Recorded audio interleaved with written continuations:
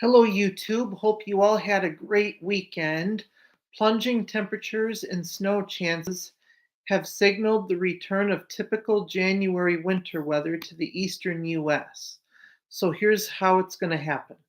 A large sector of the eastern United States that has recently received an abnormally warm stretch of weather we'll get a temperature trend and wintertime pattern return closer to what is typical in mid January. Some locations across the northern tier of the nation that previously had several inches of snow on the ground saw most of it melt away or turn to slush over the last week.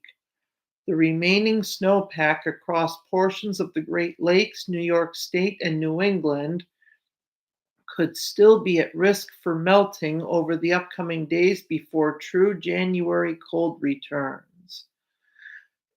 While while the week could begin with widespread highs in the 40s and 50s Fahrenheit across major cities from Chicago and Detroit to Philadelphia and New York City, the week may end with temperatures plunging back into the 20s and 30s.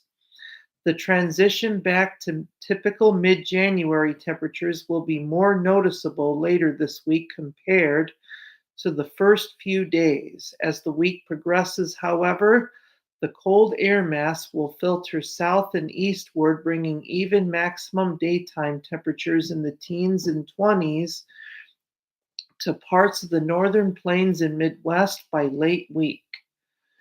On Monday and Monday night, intermittent snow and flurries will develop east of Lake Ontario and into New York State, but most other locations in the Midwest and Northeast will be primarily dry. Windy conditions will develop from Michigan and the Ohio Valley into portions of the Northeast throughout the day on Monday, with gusts reaching up to 30 miles per hour in spots. On Tuesday, a bit more moisture will advance across the region as a storm plunging southeast across Ontario and Quebec, Canada, produces a swath of snow from northern Minnesota into Michigan.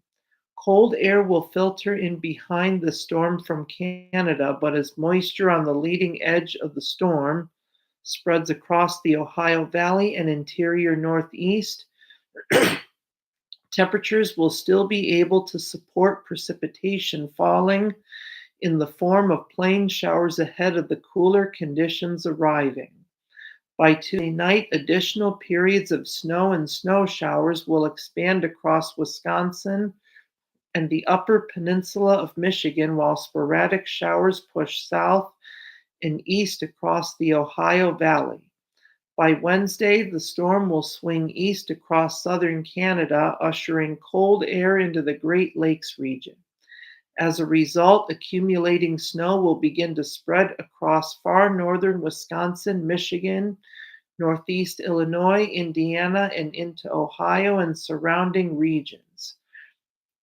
Plowable accumulations are expected, with the risk for hefty lake effect bands to set up along the southern and eastern shores of the Great Lakes, including around Chicago. Forecasters warn that there may be a tight gradient in snowfall totals from Chicago O'Hare International Airport to downtown locations and into far northwest Indiana due to the nature of the snow bands that could develop off of Lake Michigan. Visibility can be sharply reduced in the heaviest bands that develop off of the lakes, leading to slower or near impossible travel at times. Depending on how the storm tracks through the region and the location of a separate storm that may track out of the southeast, additional locations farther east can also have a chance for a fresh snowpack later this week. Well, that's it for today. Thanks for watching. And remember, if you liked what you saw, click like or subscribe below.